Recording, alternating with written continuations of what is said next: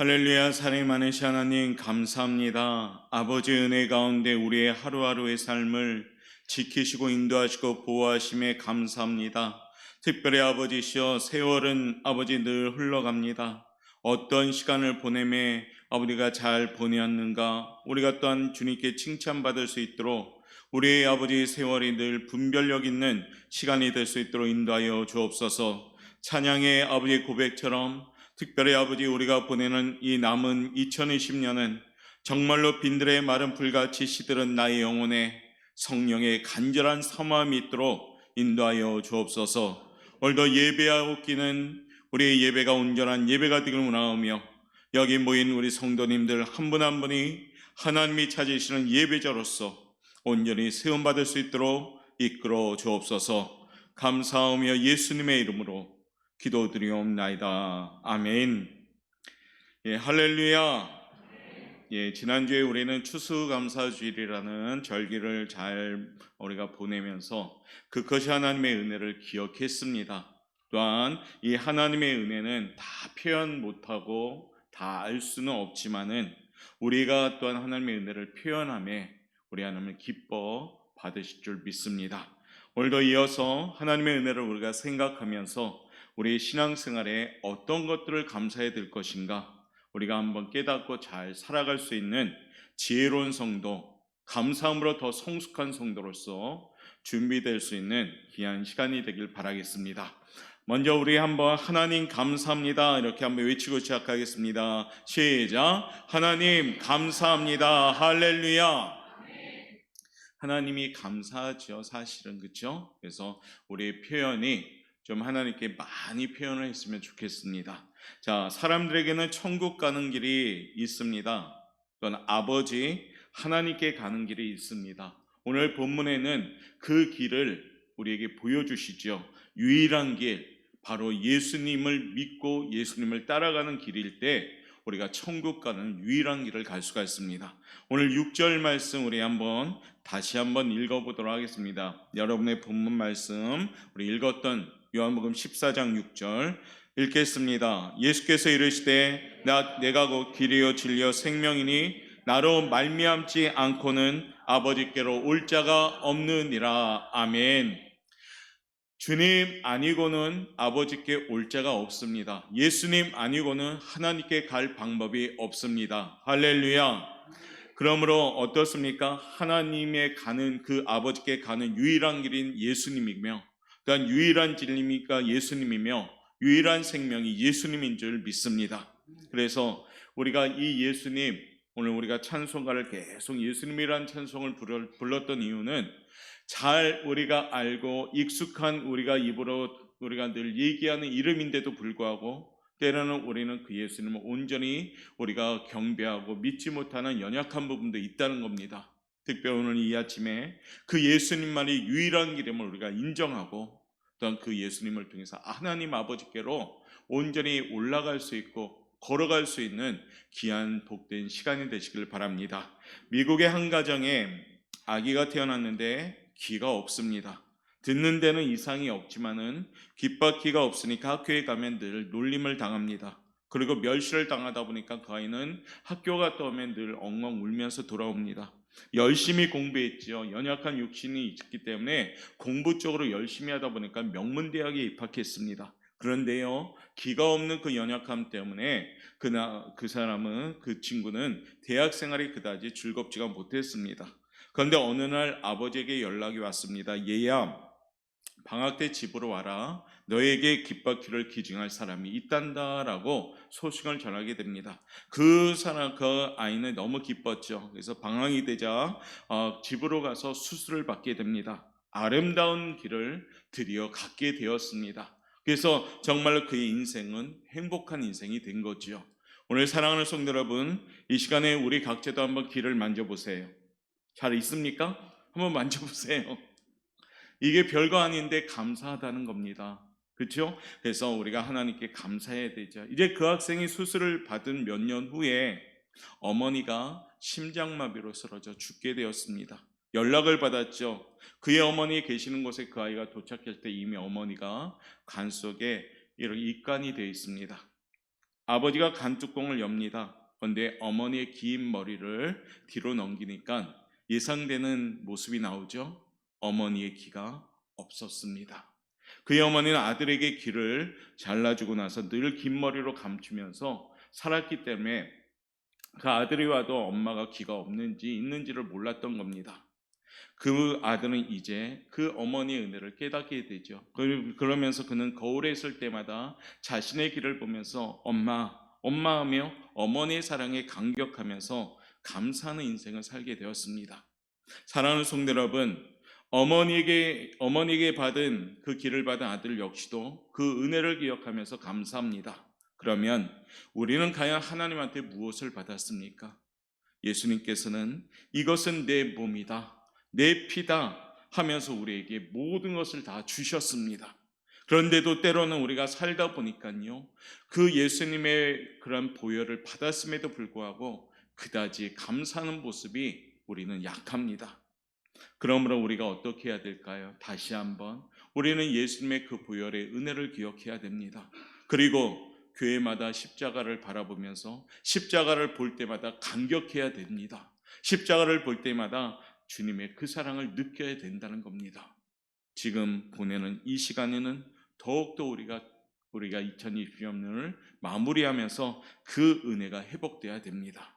오늘 본문의 말씀은 어떤 말씀이냐면 주님이 십자가를 지시기 직전에 제자들에게 말씀한 내용입니다. 요한복음 14장을 통해서 주님을 믿는 성도들이 가져야 될 감사의 조건들이 몇 가지 나오는데 결코 잊어서는 안 될 감사의 제목들입니다. 오늘 이 말씀을 토대로 감사하는 제목들을 우리가 헤아리면서 정말로 우리의 믿음이 더욱더 든든히 설 수 있길 바라면서 2020년 남은 시간 잘 마무리할 수 있는 우리 성도들 되시길 바라겠습니다. 그럼 첫 번째 무엇을 감사해야 될까요? 우리 한번 읽어보도록 하겠습니다. 시작. 근심을 해결해 주시니 감사합니다. 아멘. 근심을 해결해 주시니 감사합니다입니다. 오늘 본문 말씀 1절 말씀 함께 읽겠습니다. 시작. 너희는 마음에 근심하지 말라. 하나님을 믿으니 또 나를 믿으라. 아멘. 우리는 세상을 살아가면서 염려, 걱정, 근심하는 일이 참 많습니다. 돌아온 시간들을 되돌아보면 2020년도 아마 우리는 근심과 염려, 아니 지금 이 시간에도 어쩌면 우리 마음의 한 구석에 짓눌러지는 무거운 빈들이 있습니다. 그런데 오늘 주님은 말씀합니다. 너희는 마음에 근심하지 말라라고 말씀합니다. 우리가 근심할 필요가 없는 것은 우리 짐을 대신 지시는 예수님이 계시기 때문입니다. 우리 짐을 대신 해결해 주시는 하나님이 계시기 때문입니다. 그렇기 때문에 마음에 근심하지 말라라고 오늘 주님은 말씀하시는 겁니다. 믿음이 있는 자는 당연히 근심과 걱정과 염려가 있는 환경이라 할지라도요, 그 환경 가운데 평안함을 누릴 수가 있게 되는 겁니다. 왜냐하면 나의 짐은 내가 지는 것이 아니라 내 대신 주님이 지고 계시는 것을 믿기 때문입니다. 무거운 짐을 지는 우리들 대신 짐을 지시는 분 오직 예수님 그분인데요, 우리 주님은 말씀하십니다. 수고하고 무거운 짐진 자들아 다 내게로 오라. 내가 너희를 쉬게 하리라 라고 말씀하십니다. 사랑하는 성도 여러분, 우리의 삶의 비결은 뭘까요? 나의 무거운 짐을 주님 앞에 갖고 나오시는 게 비결입니다. 여러분의 지면은요 점점 더 무거워집니다. 여러분이 해결하려고 하면요 점점 더 수렁에 빠지게 됩니다. 그러나 무거운 짐을 주님께 가지고 나오면 주님이 해결해 주시면서 우리에게 평안한 쉼을 우리에게 주시는 겁니다. 예수님이 이 땅에 오신 이유가 왜 오셨을까요? 마귀의 일을 멸하기 위해서 오셨습니다. 그러니 우리는 뭐합니까? 두려워하거나 근심하지 말아야 됩니다. 하나님은 공중 나는 새도 먹여주시는 분입니다. 들의 백합화도 입혀주시는 분입니다. 하물며 우리 사랑하는 하나님의 자녀들에겐 더하면 되지 덜하지는 아니할 겁니다. 하나님은 우리의 필요를 늘 채워주십니다. 내가 필요한 것을 채우려고 하면 이상하리만큼 구멍이 나기 시작하는데요, 하나님께 맡기고 하나님이 채워주시면 메꿔지면서 더 풍성하게 채워지는 것을 우리는 알 수가 있습니다. 그러므로 염려와 근심으로부터 자유하는 성도들 되시길 바랍니다. 세상 살아가면서 우리를 두렵게 하고 마음에 근심하게 하는 일들을 많이 만납니다. 그러나 만약 그 일들만 계속 바라본다면, 거기에 묶여진 인생 된다면 예수님을 믿는다 하지만은 기쁨도 없고 평안도 없고 늘 무겁고 힘든 표정만이 있는 겁니다. 그런데요, 우리가 주님을 바라본다면 염려와 걱정과 근심이 있을지라도 우리 얼굴이 해와 같이 빛나게 되는 겁니다. 왜냐하면 맡기는 그분이 전능하신 분이기 때문인 줄 믿습니다. 그러므로 이 아침에 감사함으로 하나님께 영광 돌리시기를 바랍니다. 우리의 근심을 해결해 주시니 감사합니다라고 고백할 수 있길 바랍니다. 이 아침 우리 성도님들, 하나님 아버지를 향하여 아바 아버지라 부를 수 있는 권세 주신 그 자녀의 권세 역시도 감사합시다. 아무나 하나님께 아버지라고 부르지 못합니다. 하나님의 택하신 사람들, 예수님을 믿는 사람들, 바로 저와 여러분, 하나님을 아바 아버지라 부를 수 있는 권세를 주시는 분입니다. 그분한테 근심과 염려와 또한 맡김을 통해서 참된 자유함을 누릴 수 있는 우리 성도님들 되시기를 주님의 이름으로 축복합니다. 두 번째는요, 우리가 왜 감사해야 될까요? 한번 읽어보겠습니다. 둘째, 읽겠습니다. 시작. 제 문제가 해결해 주시니까 감사합니다. 오늘 2절과 3절의 본문 말씀 같이 읽어보도록 합니다. 내 아버지 집에, 시작. 내 아버지 집에 거할 곳이 많도다. 그렇지 않으면 너희에게 일렀으리라. 내가 너희를 위하여 거처를 예비하러 가노니 가서 너희를 위하여 거처를 예비하면 내가 다시 와서 너희를 내게로 영접하여 나 있는 곳에 너희도 있게 하리라. 아멘. 우리의 거처는 어딜까요? 천국입니다. 할렐루야. 우리가 갈 본향은 어딜까요? 천국입니다. 할렐루야. 천국은 너무나 거룩한 나라이기 때문에 죄가 있으면 들어갈 수가 없습니다. 천국은 의인들이 가는 나라입니다. 죄인들이 가지 못하는 나라입니다. 갈라디아서 5장 19절부터 22절에 보면 우리의 육체의 죄에 대해서 15가지의 죄를 제시합니다. 우리 한번 읽어보면서 우리가 혹 있다면 다 버려야 될 것들입니다. 한번 19절부터 21절 읽겠습니다. 시작. 육체의 일은 분명하니 곧 음행과 더러운 것과 호색과 우상숭배와 주술과 원수 맺는 것과 분쟁과 시기와 분냉과 당 짓는 것과 분열함과 이단과 투기와 술취함과 방탕함과 또 그와 같은 것들이라. 전에 너희에게 경계한 것 같이 경계하노니 이런 일을 하는 자들은 하나님의 나라를 유업으로 받지 못할 것이요. 아멘.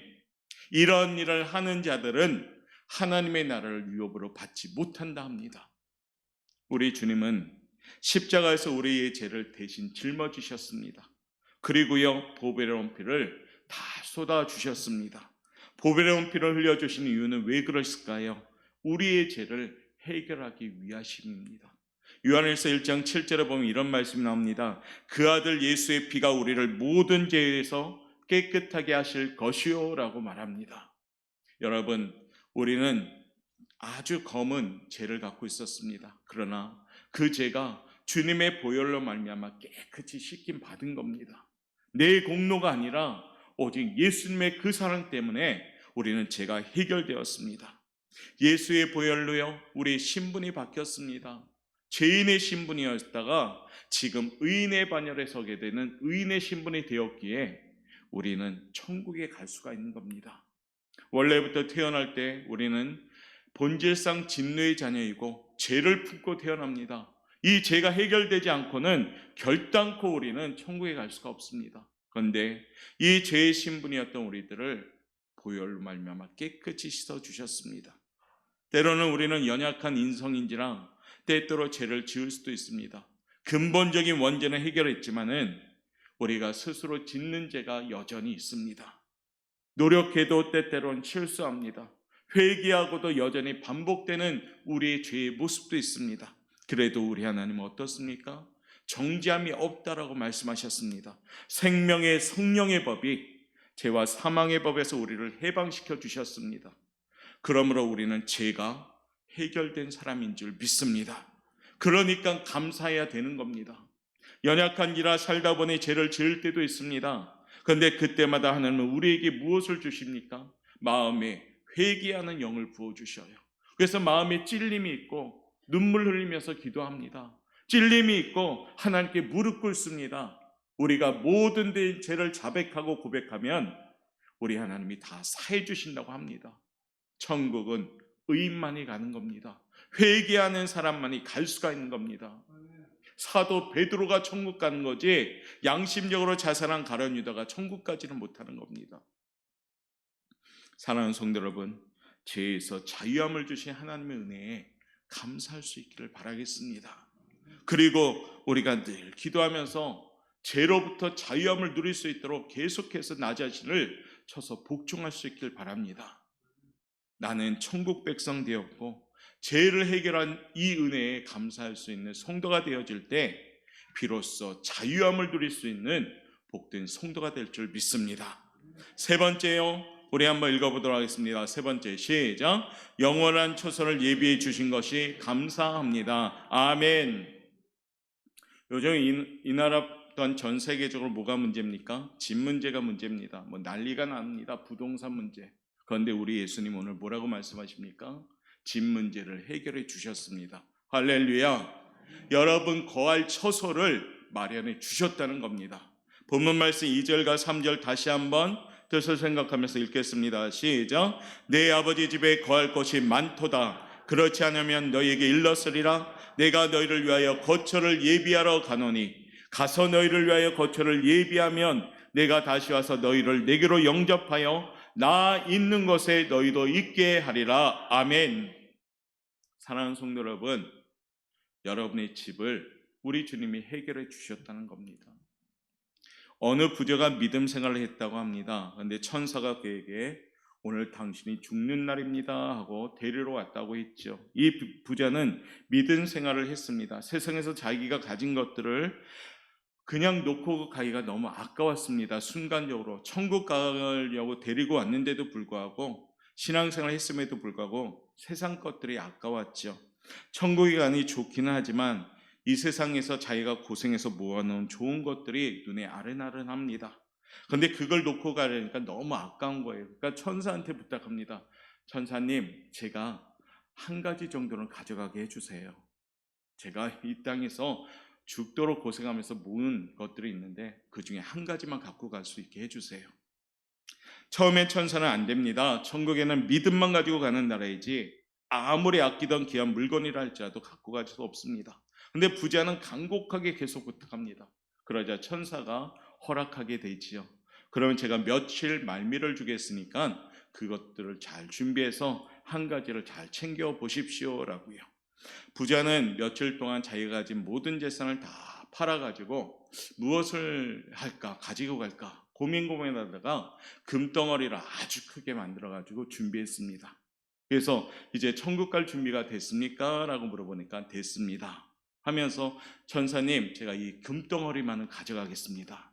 천사는 빙긋이 웃으면서 그런 마음대로 하시지요 라고 했습니다. 드디어 천국에 도착했지요.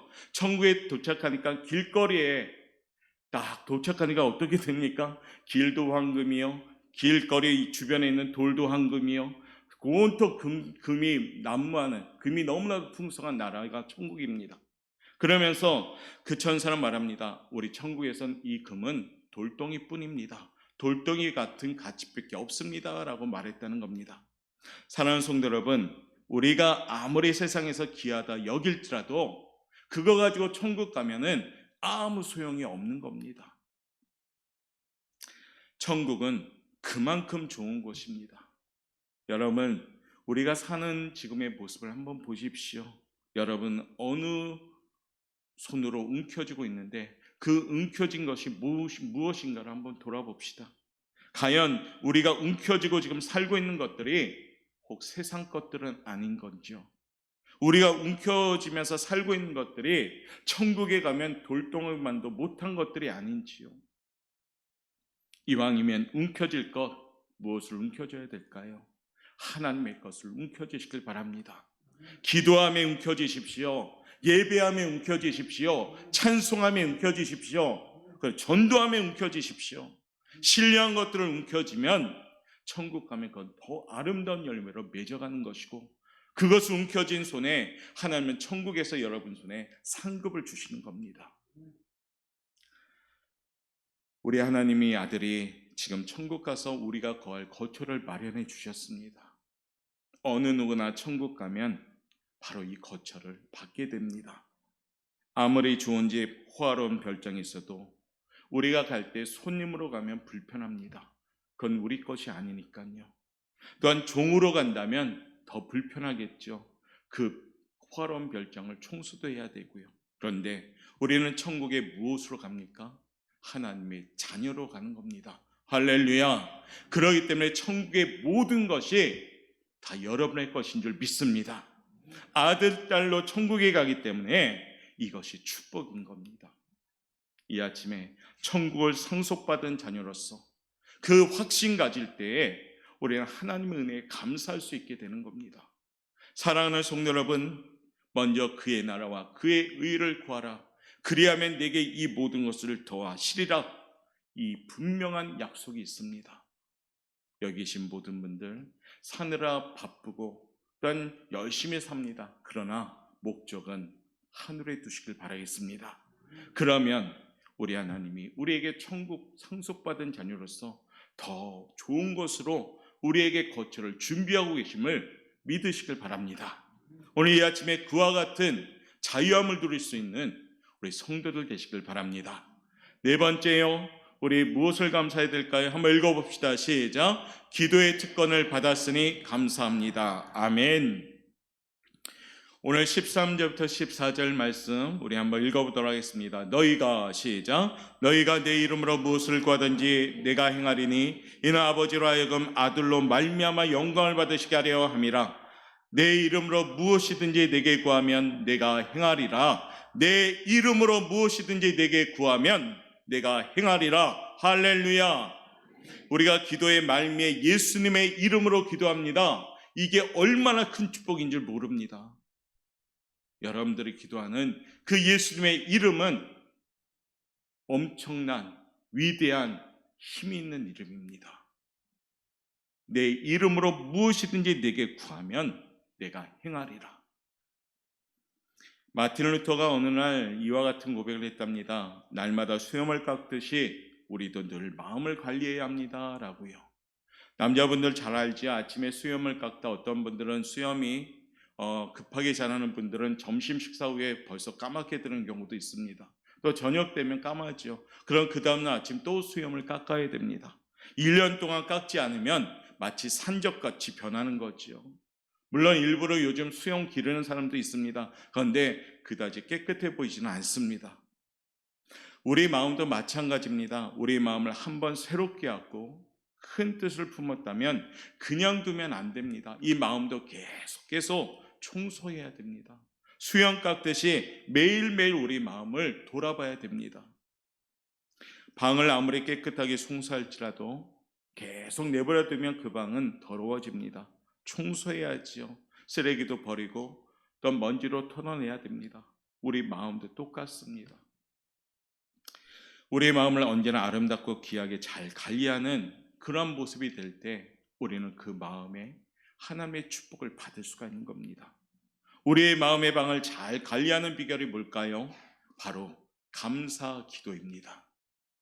힘들고 어려운 일을 만나도 하나님 앞에 감사 기도를 드리면 하나님께서 우리 마음의 방을 지켜주시고 마음의 방이 깨끗해지기 시작합니다.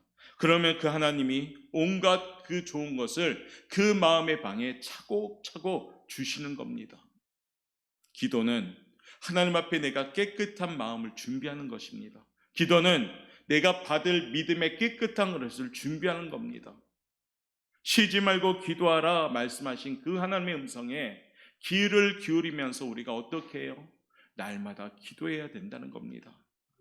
마음은 그릇과 같아서 더러우면 하나님이 아무리 좋은 것을 많이 준비하였다 하여도 우리의 마음에 담을 수가 없으니까요. 결국에 축복을 받지 못하는 겁니다. 빌립보서 4장 6절에서 7절 말씀을 보면 아무것도 염려하지 말고 다만 모든 일에 기도와 간구로 너희 구할 것을 감사함으로 하나님께 아뢰라.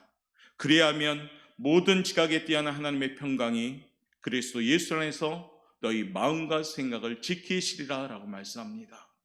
감사함으로 기도하면 하나님의 평강이 나의 마음과 생각도 지켜주시는 겁니다. 감사 기도하면 하나님께서 나의 마음의 방을 깨끗하게 하십니다. 우리가 기도를 하면 환경도 바꿔주시고 기적도 일으켜 주십니다. 그런데 더 중요한 게 뭘까요? 마음을 지켜주시는 겁니다. 잠언 4장 23절은 마음이 얼마나 귀한 것인가를 보여주는 말씀입니다. 한번 읽어봅시다. 시작. 모든 지킬 만한 것 중에 더욱 내 마음을 지키라. 생명의 근원이 이에서 남이니라. 아멘. 마음을 지키지 못하면 어떻습니까? 생명이 죽어가는 것 같다는 얘기예요. 마음이 분열되고 마음에 시기 질투 다툼 미움이 있다면 온전히 살아있는 인생이 되지 못한다는 겁니다. 마음을 지킬 때 천국같이 되는 겁니다. 그 지키는 방법이 뭘까요? 기도입니다. 기도함을 통해서 여러분 마음이 천국과 같이 될 때 하나님의 신령한 것으로 채워가기 시작하는 겁니다. 사랑하는 성도 여러분, 이 기도라는 특권 주신 하나님께 감사하고 기도함으로 깨끗한 마음 준비되어서 우리 사랑하는 보영학교의 성도 여러분 한 분 한 분은 하나님의 축복으로 가득가득 채울 수 있는 축복의 주인공들 되시기를 바라겠습니다. 옆에 분한테 인사합시다. 기도하자.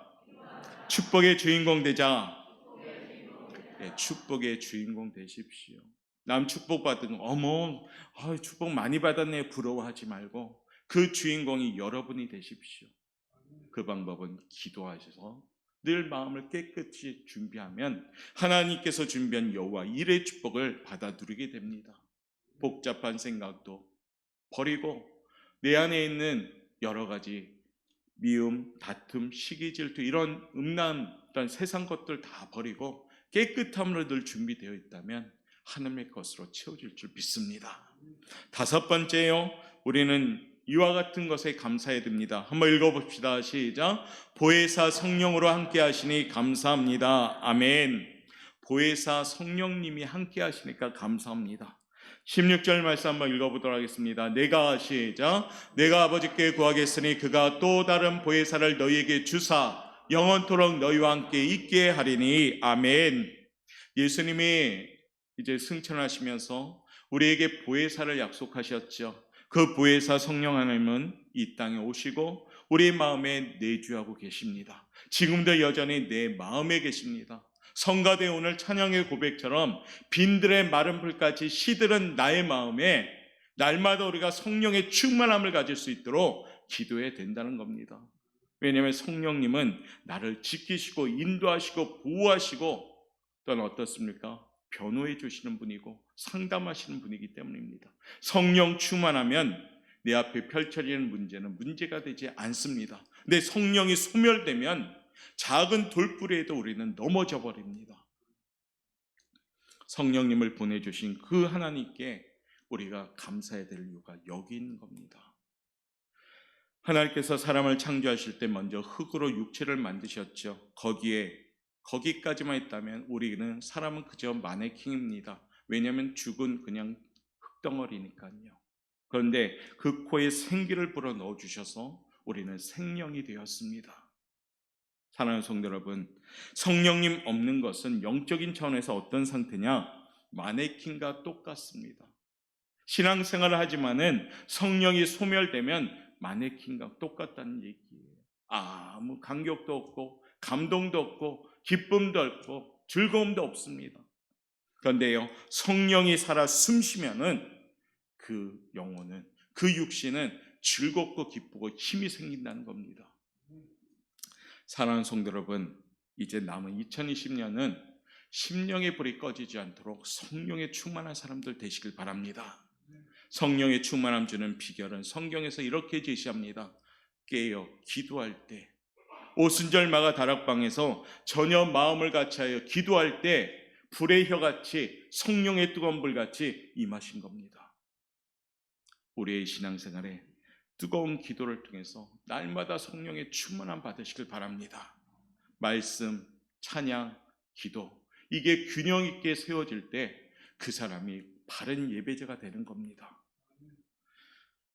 오늘 본문을 중심으로 우리는 감사해야 할 것들을 함께 나누었습니다. 비단 5가지이지만 하나님이 조목조목 더 많은 것을 우리에게 주셨지만 이 근본적인 것을 먼저 감사함으로 통해서 축복받기를 바라겠습니다. 정리하면서 우리 어떠한 것을 감사할까? 5가지 다시 한번 우리가 외치고 마무리하도록 하겠습니다. 시작. 근심을 해결해 주시니 감사합니다. 제 문제 해결해 주시니 감사합니다. 영원한 처소를 예비해 주시니 감사합니다. 기도의 특권을 받았으니 감사합니다. 보혜사 성령으로 함께 하시니 감사합니다. 할렐루야. 이와 같이 2020년 남은 시간 감사함으로 더 큰 축복 넘치시고 다가오는 2021년은 더욱더 하나님에 대한 기대감을 가지고 축복받는 우리 성도님들 되시길 바랍니다. 간절히 목회자로서 바라는 것은 신앙생활에 성공하는 성도들이 우리 요포영광교회 성도들 되시길 바라겠습니다. 그래서 이 지역에서 여러분의 모습이 가장 선한 영향력을 줄 수 있는 믿음의 성도들로서 꼭 세움받기를 바라겠습니다. 우리도 그런 마음으로 간절히 기도함으로 귀한 축복 누릴 수 있는 성도 여러분 되시기를 주님의 이름으로 축원합니다.